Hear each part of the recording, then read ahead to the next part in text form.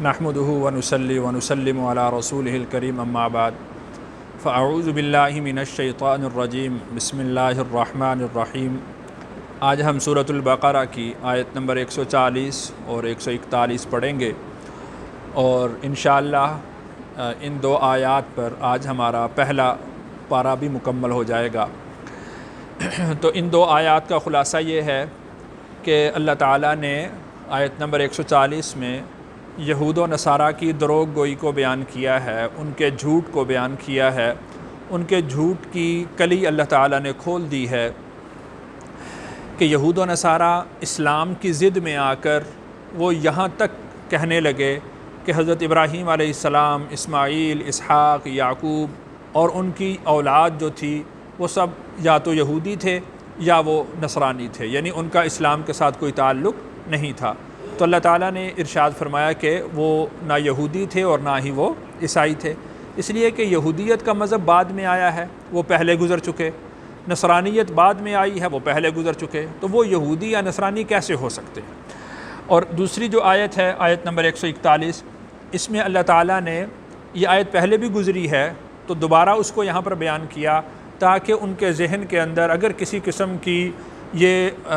بزرگ زادی کا کہ ہم بزرگوں کی اولاد ہیں، یہ جو خمار ہے یہ ان کے ذہنوں سے نکل جائے۔ ترجمہ دیکھتے ہیں۔ ام تقولون، ام کیا، تقولون تم کہتے ہو،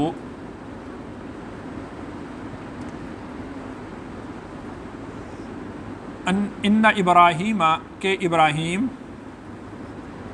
و اسماعیل اور اسماعیل، و اسحاق اور اسحاق، و یعقوب اور یعقوب، والاسباط اور اولاد، یعنی ابراہیم، اسماعیل، اسحاق، یعقوب کی اولاد، ان کی جو نسل ہے، کانو تھے، ہودن یہودی، او یا نصارہ نصرانی، یعنی تم یہ کہتے ہو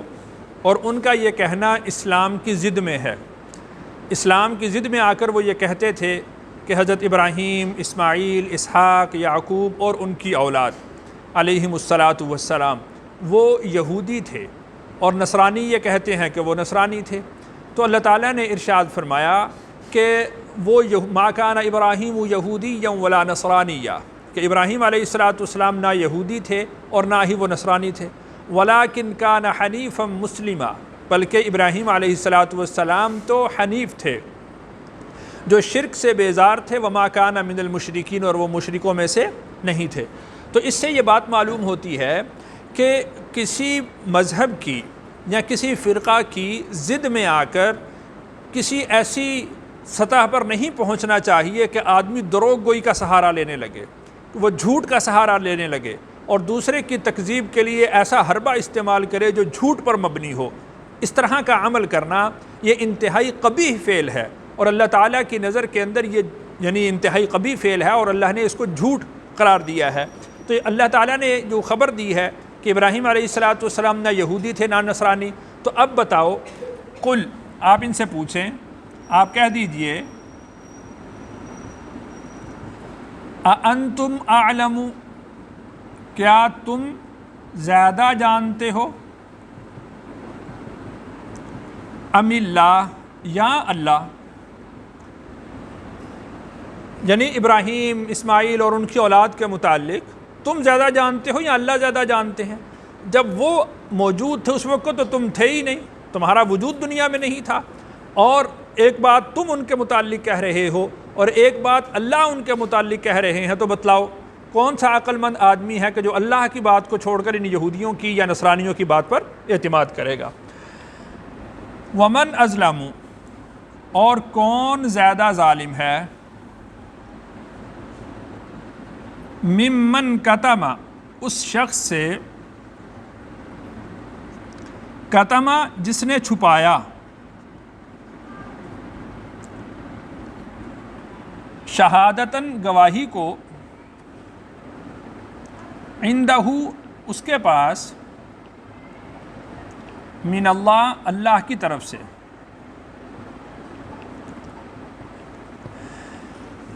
دیکھیں کہ تورات میں انجیل میں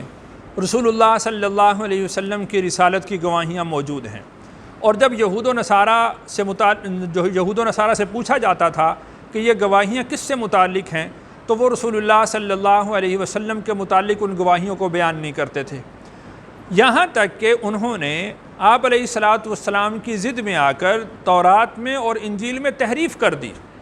صرف اس وجہ سے کہ ہمیں رسول اللہ صلی اللہ علیہ وسلم کی گواہی نہ دینی پڑے۔ اور بسا اوقات یوں بھی ہوا کہ یہودیوں کا قافلہ، یہودیوں کا ایک وفد وہ رسول اللہ صلی اللہ علیہ وسلم کے پاس آیا، تو آپ علیہ الصلاۃ والسلام نے جب ان سے اپنے متعلق پوچھا کہ تورات میرے متعلق کیا کہتی ہے تو انہوں نے جھوٹ بولا، اور پھر جب آپ علیہ الصلاۃ والسلام نے ان کو بتایا کہ کیا تورات کے اندر ایسا نہیں ہے تو پھر وہ شرمندہ ہونے لگتے تھے۔ تو اللہ نے ارشاد فرمایا وَمَنْ أَظْلَمُ مِمَّنْ كَتَمَ شَهَادَةً عِنْدَهُ مِنَ اللَّهِ، کہ اس کے پاس جو گواہی موجود ہے کتاب کی صورت میں جو اللہ نے نازل کیا ہے، اس کے پاس وہ گواہی موجود ہے اور وہ گواہی اللہ کی طرف سے نازل کردہ ہے، تو اس سے بڑا ظالم کون ہوگا کہ جب اس سے اس گواہی سے متعلق پوچھا جائے تو وہ اس گواہی کو چھپا دے۔ وَمَا اللَّهُ، اور نہیں ہے اللہ، بغافل، غافل، عما تعملون، جو کام تم کر رہے ہو، تو تمہارے اس عمل سے جو رسول اللہ صلی اللہ علیہ وسلم کی تکذیب میں جو افعال تم کر رہے ہو اللہ تعالیٰ ان سے غافل نہیں ہے، اللہ کے علم میں ہے، اللہ کو معلوم ہے۔ تلک امت، وہ ایک جماعت تھی، قد خلت، جو گزر چکی، لہا ما کسبت، اس کے لیے ہے جو اس نے کمایا، وَلَكُمْ، اور تمہارے لیے ہے، ما کسبتم، جو تم نے کمایا، وَلَا تُسْأَلُونَ، اور تم سوال نہ کیے جاؤ گے، عما کانوا یعملون، جو وہ کام کرتے تھے، یا جو وہ کام کرتے رہے۔ تو اللہ تعالیٰ نے ارشاد فرمایا کہ وہ ایک جماعت تھی، یعنی حضرت ابراہیم، اسماعیل، اسحاق، یعقوب اور ان کی اولاد، وہ ایک جماعت تھی جو گزر چکی، اور ان کے جو افعال تھے، ان کے جو کام تھے، ان کے جو اعمال تھے، ان کا فائدہ ان کو پہنچنے والا ہے، اور تمہارے افعال کا فائدہ، تمہارے اعمال کا فائدہ تمہیں پہنچے گا، ان کے افعال کا فائدہ تمہیں نہیں پہنچنے والا، اور تمہاری بدعمالیوں کا نقصان ان کو پہنچنے والا نہیں ہے۔ یعنی جب تمہارے اور ان کے افعال کے درمیان تضاد ہے، فرق ہے، تو ان کے افعال کا فائدہ تمہیں کیسے پہنچے گا، یا تمہاری بدعمالیوں کا نقصان ان کو کیسے پہنچے گا۔ وَلَا تُسْأَلُونَ عَمَّا كَانُوا يَعْمَلُونَ، اور جو وہ کام کرتے رہے ہیں اس سے متعلق تم سے سوال نہیں کیا جائے گا کہ انہوں نے کیا کام کیے۔ بعض علماء نے یہ ذکر کیا ہے کہ اس سے پہلے بھی چونکہ یہ آیت گزری ہے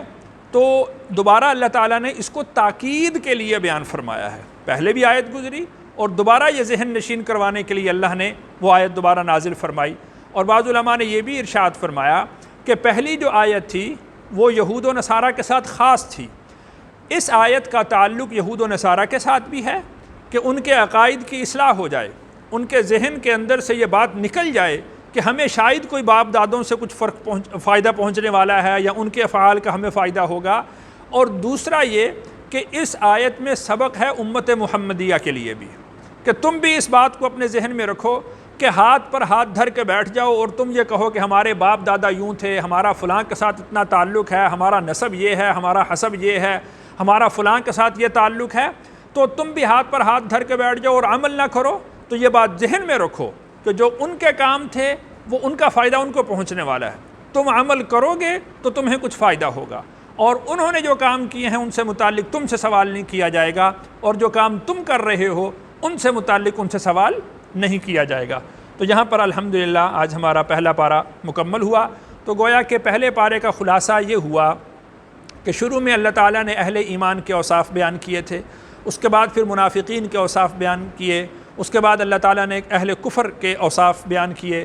کہ اہل ایمان کون ہیں، اہل نفاق کون ہیں، اہل کفر کون ہیں۔ اس کے بعد پھر اللہ تعالیٰ نے بنی اسرائیل پر جو انعامات کیے تھے اس کی تفصیل اللہ نے بیان فرمائی۔ پھر ان انعامات کے نتیجے میں بنی اسرائیل نے جو رویہ اختیار کیا، اللہ تعالیٰ نے اس کو بڑی تفصیل کے ساتھ ان کی قباحتوں، ان کی شناعتوں، ان کی برائیوں کے زمرے میں اللہ نے ان کو بیان فرمایا۔ پھر اس کے بعد اللہ تعالیٰ نے جو یہود و نصارہ ان دونوں کی مشترکہ برائیاں تھیں، مشترکہ بیماریاں تھیں، مشترکہ ان کے قبائح تھے، ان کو بیان فرمایا۔ اس کے بعد پھر چونکہ ان دونوں قوموں کا دعویٰ یہ تھا کہ ہم حضرت ابراہیم علیہ السلام سے تعلق رکھتے ہیں، تو اللہ تعالیٰ نے پھر حضرت ابراہیم علیہ السلام اور ان کی اولاد کا بڑی تفصیل کے ساتھ ذکر فرمایا ہے، اور جو